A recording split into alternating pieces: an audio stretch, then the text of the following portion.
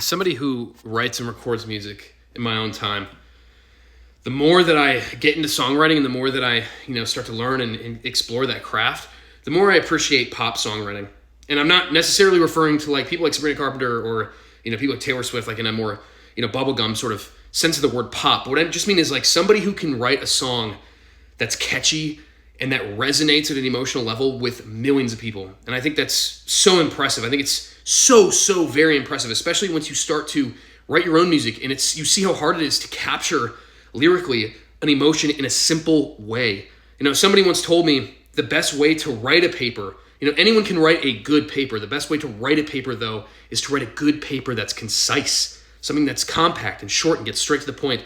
And nothing does that in music more than pop. I think some writers to point out with this, sort of songwriting ability would be somebody like Ed Sheeran, who I think is, often overlooked for how good of a lyrical writer he is. He really taps into something emotionally, and he's able to convey that in a simple and direct way. Somebody else in a different genre would be somebody like Chris Stapleton.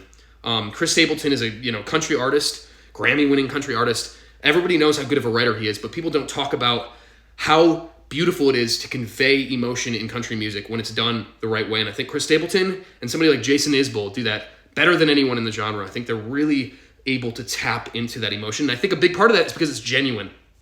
Kind of the thing that people don't talk about with pop ever, right, is the fact that there is genuine writing going on. Like in the good pop songs, there's genuine writing going on. Even with like somebody like I mentioned earlier, like Sabrina Carpenter or Taylor Swift, like they're tapping into their own personal emotions. And I think that that's vulnerable and it's impressive when you can make a song that is crafted and beautiful and speaks to everybody.